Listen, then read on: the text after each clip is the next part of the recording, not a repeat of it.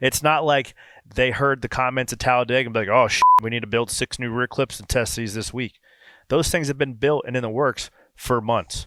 Now, granted, you could always say should have done it faster, right? But this stuff takes time to line up test schedules and all the stuff.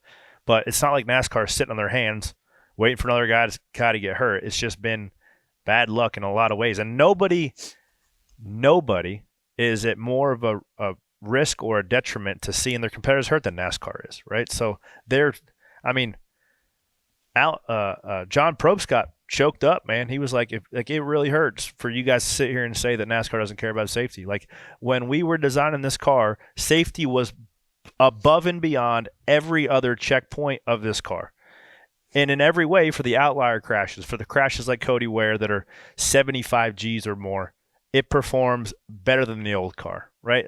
If Cody Ware wrecks in the old car, the transmission is sitting on his ankles. You know what I mean? Yeah. So, or if the thing flips over, the cage isn't going to crush in, like Ryan Newman's crash at Daytona or Talladega for that matter. If you get T-boned in the door in this car, you're not going to have the guy sitting on your lap. So in those outlier crashes, you're going to be okay. Now the rear clip stuff, right? Yeah. It's easy to sit back and say, well, just fix the rear clips.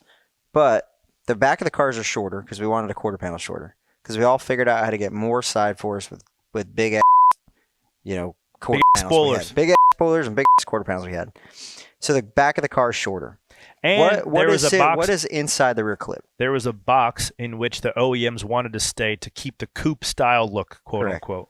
And then NASCAR had that room to work within, right? But now, with also the transaxle is longer than the that fuel Ford cell's 9. back there. The fuel cell's back there. So they also have to take into consideration how much crush that thing gets, because the worst thing than a concussion is a damn fire burn. Correct. So there's a lot more going on. You just don't fix the rear clip like overnight, because there's a lot of stuff that has to get tested to make sure you don't puncture the fuel cell. Dude, they run thousands of tests through algorithms and this software that runs every different combination of tube thickness, tube variation, location, to find out and fit within the parameters they're trying to achieve. And the new rear clip that they just tested takes about 50% of the G load away on a rear impact. They're going to implement that from the start of the year and also continue to tweak on things. They've worked on the fire stuff